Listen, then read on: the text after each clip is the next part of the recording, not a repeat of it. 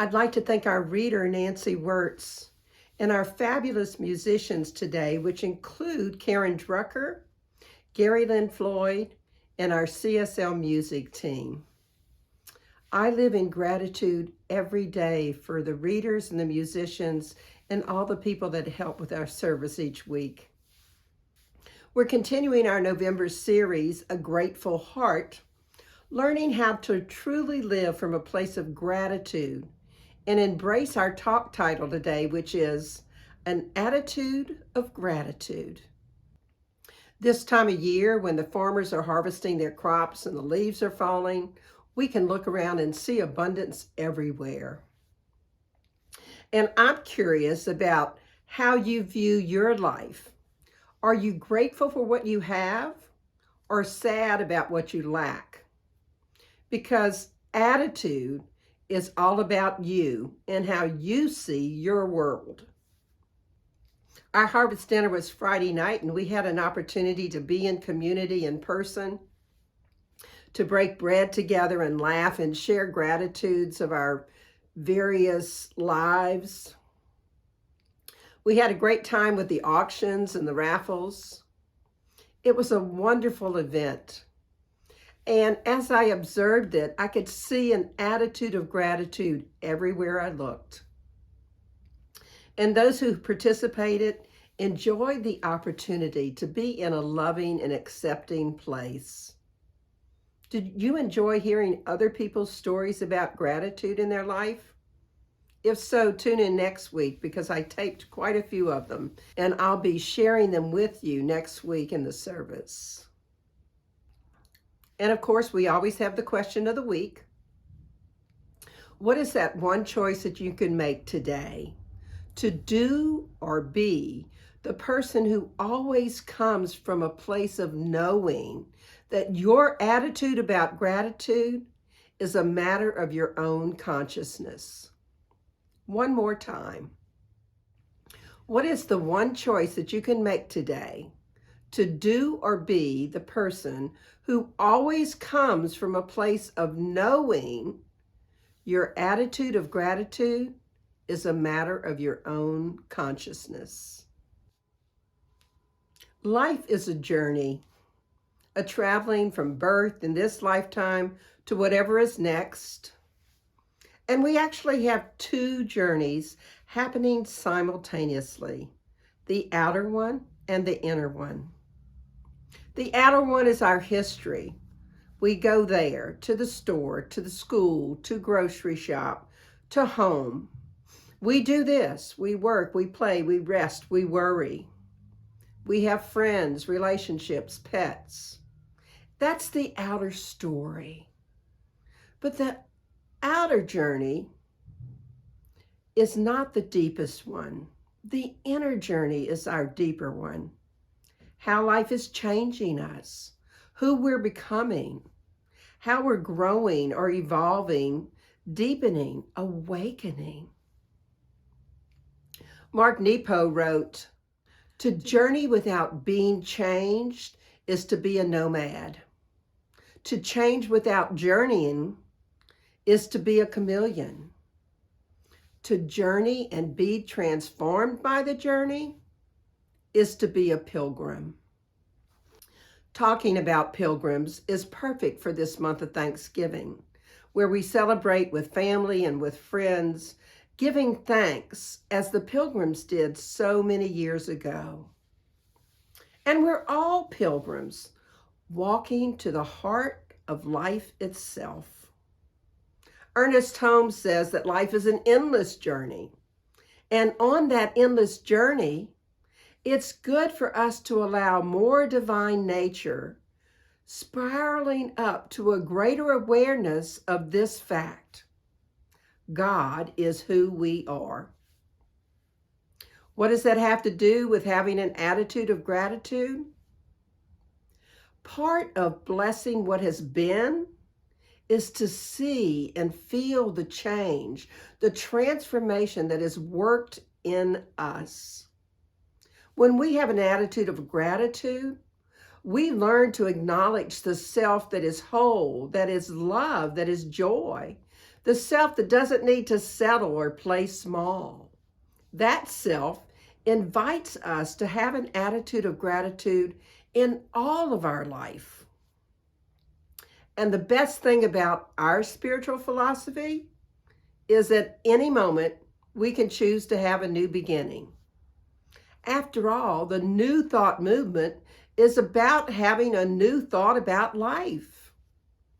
If we let that new thought reach into the spiritual truth of us to remind us that we always have been whole, unique, perfect, and loved by life itself, how can we not be grateful? If we let that new thought reawaken in us the knowing of who we really are, ageless and deathless, beautiful, powerful, immortal, abundant beings, undefined by conditions. Undefined by conditions.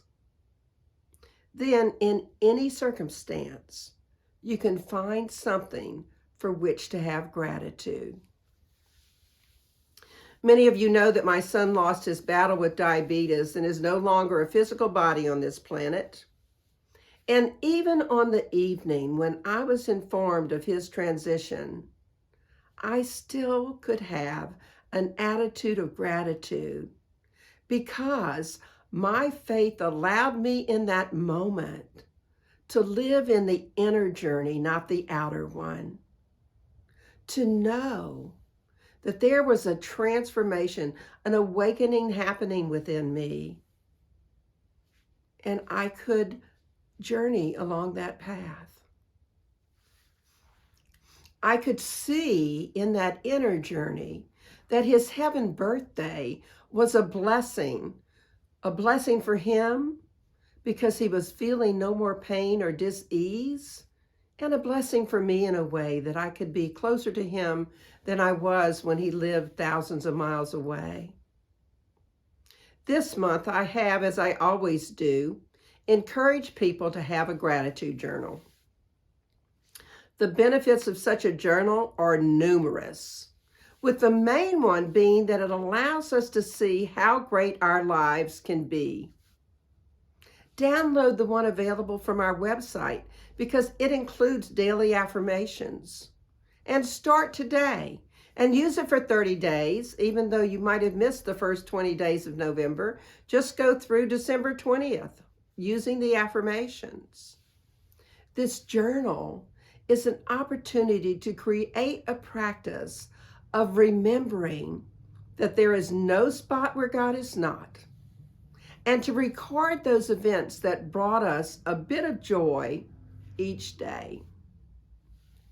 And if you're having trouble finding something to be grateful for, use your journal to look back through previous days. Did you know that there's scientific research on the benefits of gratitude? People who are grateful are happier, healthier, more optimistic, more spiritual. They have greater self-esteem and more energy and better sleep. I don't have time to list all the areas in which gratitude is beneficial, but I'm going to put a summary page up on the website if you're interested. Be sure to go out and look and download it. The bottom line is this: we can always choose an attitude of gratitude no matter what the circumstance. Let me repeat that. We can always choose an attitude of gratitude no matter what the circumstance. And here are a few of my best practices that help you live with an attitude of gratitude. Start becoming aware of the difference between your experience in the moment and your head trips, the inner versus the outer world. And become aware of the difference between what is actually happening and what your mind is making up about what is happening. They're not always the same. And if you're not feeling peaceful because of a certain situation, ask yourself if what you believe is absolutely true. And then practice breathing and being in the moment. One of my life's greatest lessons was learning to breathe through those times when my outer journey was sending me signals that were making my inner journey one that was less than peaceful and perhaps even painful. So let's practice that for a moment. Right now, just breathe into your body and be aware of how it feels. Don't try to analyze or judge or change your breath. Don't try to make references to the past or plans for the future. Just allow a pure moment of awareness of your breath, the sounds, the energy, the thoughts that occur as you just breathe.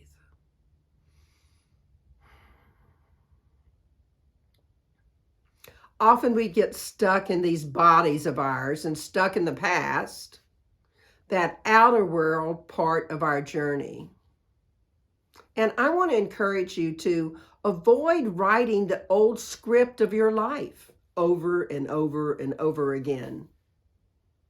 Start to become aware of reacting in the old ways from habit rather than from an attitude of gratitude. Stop believing that ego story your mind tells you over and over again. Absolutely stop believing how separated, poor, abandoned, rejected, limited, fearful, or victimized you are. Rather, create a new script for gratitude. I began by saying that life is a journey, that we travel from birth in this lifetime to whatever is next. And in our philosophy, we believe that God is in everything. Not just in the things that fit into our idea of right or wrong, but in all things, including the things that irritate us and those circumstances which appear to challenge our sense of peace and calm. It's all part of divine order, of the holy, holy. What I've noticed in my life is that the things that irritate me or draw me from my joy are usually about my own expectations about how life or other people should be. I'm living in judgment mode, and my attitude is far from gratitude. The late, great John O'Donohue, in To Bless the Space Between Us, wrote this: each of us is an artist of our days. The greater our integrity and awareness, the more original and creative our time will become. Wow, each of us is an artist of our days. I wonder how often we think about that. Realize that every comment, every action, every thought is creating our day, molding our time for that day as happy or sad, relaxing or stressful, loving or not, and allowing us to experience either an attitude of gratitude or one of thanklessness, ungratefulness, even resentment. I'm curious, if you were to create your perfect day, what might it look like? Think about that for a few seconds. Design your perfect day.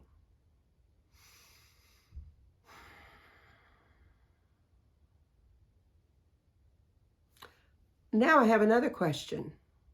How many of you actually included pain or sickness in any form at any level in your perfect day? I can't see you, but I rather doubt that anyone included suffering or pain in their perfect day. No one likes to suffer. No one enjoys pain. Yet we often allow our thoughts and our minds to take us to places that bring pain into our lives. We get aggravated about politics, war, environmental issues, about our partners or our roommates. We hang on to some hurt or to anger. We gossip or we play the victim. We're hard on ourselves about things that we did or didn't do, got done or didn't get done, or about things we did that we thought might have been inconsiderate or unkind. How many of you wake up each day and your first thought is something like, oh, I didn't really get enough sleep last night, or I don't have enough time today to get all of the things done that I need to get done, or I'm not looking forward to today because you fill in the blank. There is some truth to the belief that past experience of others somehow are passed down and consciously or unconsciously accepted and ultimately acted upon by the innocent recipient, us. And you can choose, because your parents or teachers were a certain way, that these ideas are seeds planted that you will always and in all ways harvest in some way, shape, or form. Or you can know that your future, your fortunes, even your losses, all begin in your own consciousness. So I invite you to run when someone starts predicting any future difficulties for you. If we are truly the artist of our days, we can choose negativity, but why would we? And why would we allow someone else to predict such a future for us? I don't ask the why question very often, and I want you to consider how often in the last week, or maybe even in the last month, that you actually chose to be negative or in pain. It might have been an unconscious choice. How often did you choose to complain or be upset about some circumstance in your life? And just to be clear, I'm not asking you to ignore your emotions or physical pain that shows up for you. I just am inviting you to breathe and check out those times when your peace is disturbed. And what if each night when you went to bed, you decided to really release the day, to release the good, the bad, the ugly of it, give it all over to God so that you could start out the next day renewed? If you truly embrace that all is in divine order, let the day go. Kevin Aucoin, an author and a photographer, a makeup artist, wrote this: "Today I choose life. Every morning when I wake up, I can choose joy, happiness, negativity, pain, to feel the freedom that comes from being able to continue to make mistakes and choices. Today I choose to feel life, not to deny my humanity, but embrace it." We can and must expect greater good. Wake up choosing joy and feeling all of life, embracing our humanity, if that is what we desire to experience. In the play Evan Hansen, the scene where he's writing in his journal in the morning is quite profound. He's sitting on his bed and you hear him saying, "Dear Evan Hansen, today is going to be a great day because..." Imagine our life if instead of waking up with the dread of a new day, you woke up like Evan, knowing that today is going to be a great day, and you affirmed what it is you want to have happen. I invite you to try it for a week. And by the way, as soon as you ask, the divine steps in to fulfill your request. So ask for your good. Know that your day is going to be great. Wake up with an attitude of gratitude for all the good that you're expecting to show up for you that day. Ernest Holmes in the Ideas of Power wrote this: God is a divine presence inhabiting eternity and indwelling in our own heart. So let us remember the God that dwells in our hearts and have an attitude of gratitude for all of the circumstances of our lives, especially on those days where it might feel easier to complain. In Genevieve Begrin's book, Your Invisible Power, The Mental Science of Thomas Troward, she writes this: there is nothing unusual or mysterious in the idea of your pictured desire coming into material evidence. Everything in the whole world, from the hat on your head to the boots on your feet, has its beginning in mind and comes into existence in exactly the same manner. All are projected thoughts solidified. Everything happens twice, once in mind and then in the outer experience. Our fortune, our future, is always the self-contemplation of the one, and it is all initiated in our mind. And yet, how often are we surprised when something that we desire actually manifests? I'm sure you're all familiar with the domino effect. You place dominoes in a row, knock the first one down, and they tumble one right after the other. There is such a thing as the spiritual domino effect, which is the rule, not the exception. Have you ever considered that your biggest investment opportunity is sitting squarely on your shoulders? How are you using your mind to manifest an attitude of gratitude? To start the dominoes falling so that your spiritual life is blessed and more blessed every day. There was a story in the 1956 version of Reader's Digest, The Thanksgiving I Don't Forget. Gordon tells how he grew up in Canada on a farm, and he and his siblings had to hurry home from school every day when the other children played ball or went swimming. Their father, however, had the capacity to help them understand that their work amounted to something. This was especially true at harvest time when the family celebrated Thanksgiving. On that day, their father gave them a great gift. He took inventory of everything they had. And on Thanksgiving morning, he would take them to the cellar with its barrels of apples and bins of beets and carrots and mountains of sacked potatoes, peas, corn, string beans, jellies, strawberries, and other preserves which filled the shelves. He had the children count everything carefully. Then they went out to the barn and figured out how many tons of hay there were and how many bushels of grain was in their granary. They counted the cows, the pigs, the chickens, the turkeys, the geese. Their father said he wanted to see how they stood.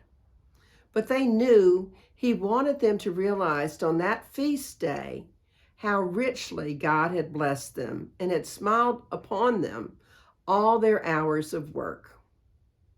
So finally, when they sat down to the feast their mother had prepared, the blessings were something they felt. Gard mentioned in the story, however, that the Thanksgiving that he remembered most was the year they seemed to have nothing for which to be grateful. The year had started off well. They had leftover hay, lots of seed, 4 litters of pigs, and their father had a little money set aside so that someday he could afford to buy a hay loader, a wonderful machine that most farmers just dreamed of owning. It was also that year that electricity came to their town, although not to them because they couldn't afford it. So one night when Gordon's mother was doing her big wash, her father stepped in and took his turn over the washboard and asked his wife to rest and do her knitting. He said to her, "You spend more time doing the wash than sleeping. Do you think we should break down and get electricity?"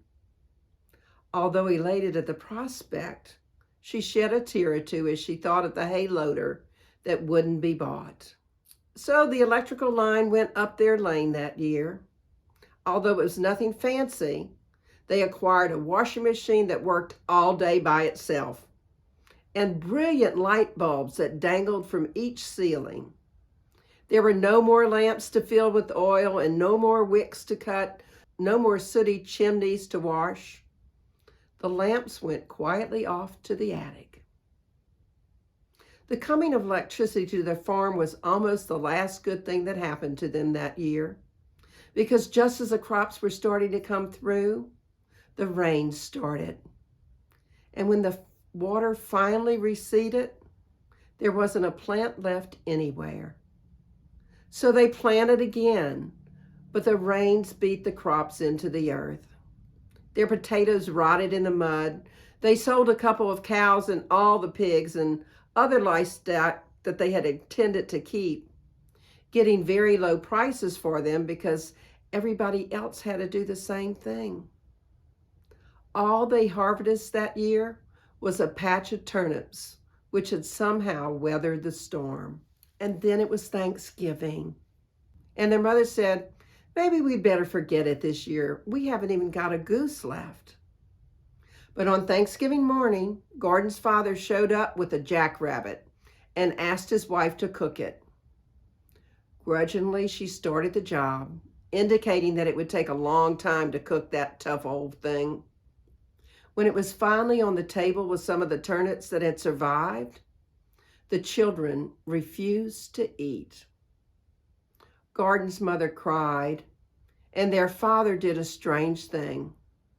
He went up to the attic, got an oil lamp, took it back to the table, and lit it. He told the children to turn out the electric lights, and when there was only the lamp again, they could hardly believe it, how dark it had been.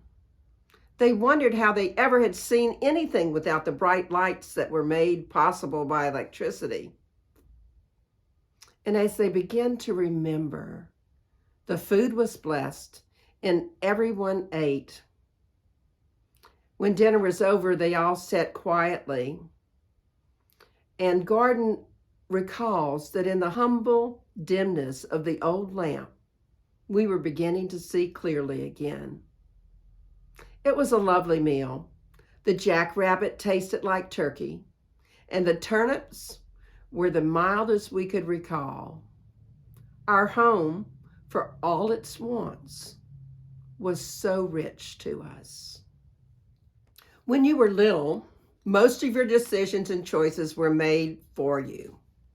You most likely had little control over where you lived, what you had to eat, what you did for the holidays. Your parents or guardians made those decisions for you. And now, as an adult, you get to make those choices. You get to picture what you desire to have in your world. And you get to use your own mind to determine what you want to place at the head of that spiritual domino effect of blessings. Imagine life if we looked at our younger years and then noticed all the blessings in our life since those days. When I was young, the idea of a watch where we could communicate with others was part of the Dick Tracy comic strip. And when I was studying engineering at LSU, we wrote our programs on punch cards and maybe had the opportunity to make one correction before we had to turn in the programs. It took much longer to get places because the roads were what we call the back roads now. No interstates or freeways. And air travel was for the very rich, not at all affordable for the masses. I even remember not wanting to go to my Aunt Mattie's because her house had an outhouse, no indoor plumbing. Now, many people have smart watches or smartphones, and most people have computers that are far more powerful than the IBM 360, which took up a whole room and was state of the art in the 60s. And while we might complain about airports and overcrowded or canceled flights, travel around the world is possible for many people who in years past only dreamed of seeing London or Venice or Australia without it taking weeks to get there. So when we're not wanting the life that we see in front of us, perhaps we might look around, notice how far our lives have come, and how many things that are in our lives that are blessings that we take for granted because they're so familiar to us that we forget to be grateful for them. I know I'm grateful for air travel, which allows me to spend time with my children and my grandchildren who live across the country. I can't imagine making that trip in a covered wagon or even on the back roads of my youth. And it takes far too long, even in today's interstates, for me to be able to visit as often as I'm able to because of air travel. And when it doesn't seem that we have anything for which to be grateful, it's simply a matter of looking below the surface with an open mind and heart. Enable us to see for ourselves the abundance of gifts for which we have an attitude of gratitude. Granted, sometimes we might have to look harder for those things than at other times. And they're always there waiting to be discovered. Wow, life can be so wonderful when we allow it to be. At least that's my experience. In Creative Mind, Ernest Holmes reminds us, wake up. Your word is all powerful. Your consciousness is one with the omnipotent. Your thought is infinite. Your destiny is eternal, and your home is everlasting heaven. Realize the truth. I am living in a perfect universe. It always was perfect and always will be perfect. There never was a mistake made. There are no mistakes being made, and there never will be. I live in the great and eternal universe of perfection, from cause to effect, from beginning to end, and the world's all right, and I know it. If we keep those words in mind, there's no doubt that we can all live with an attitude of gratitude no matter what the world is doing around us. So I invite you, when things seem to be stressful or you don't seem to have things to be grateful for, to look at how far you've come.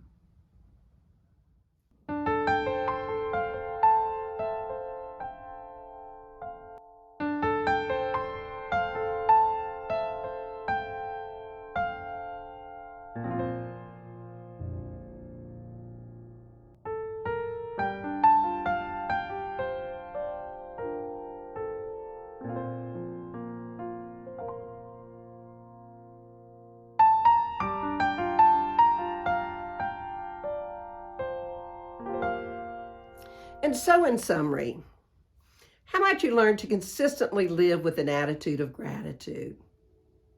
Well, remember that life is a journey, an outer and inner one. Be transformed by it. Be like the pilgrims walking to the heart of life itself. Bless what has been and what is, and expect your good. Be the artist of your day. Remember to start your day. Dear, with your name, today is going to be a great day because. And remember that your future and your fortunes begin in your own consciousness. Know that the spiritual domino effect is the rule, not the exception. Your greatest asset sits squarely on your shoulders. Notice how far you've come and be grateful. And the affirmation for the week? How is it I so easily and willingly make the choice today to do and be the person who always comes from a place of knowing my attitude about gratitude is a matter of my own consciousness. Challenge yourself to use the affirmations at least 3 times a day. Use the gratitude journal and be the artist of each of your days. Observe yourself each day, pausing to check in and notice where you might be feeling less than joyful. Then breathe and think of things for which you can be grateful. Each night, let go of the day and wake up each morning to a new beginning. Let's pray. We just take a deep, nourishing breath. We settle into that place where we know our divine guide, where we know that essence of who we are, the love, the joy, the peace, the ease, the grace, the gratefulness. And what I know is that each of us is recognizing this life journey and allowing our outer journey to be impacted by an inner journey of peace and gratitude. Each of us is recognizing that we can indeed be the artist of our days and paint our days exactly the way we want them to show up. Because when we do, the divine says yes. So I am grateful. I am so grateful for this opportunity to be in gratitude for this community, for this time that we get to spend together. Grateful for the knowing that right where we are, God is. And so it's from that gratitude that I release these words into the law of mind, spirit, and action, knowing the truth, that God's already called it good, that the words I've spoken have already been designed and manifested, so I can say amen, and we can affirm it together. And so it is. I am so grateful for the time that we've had to spend together, for the harvest dinner, for all the people that helped so much to make it a success. And I am grateful for your continued support of this community. I hope you enjoy our offertory song.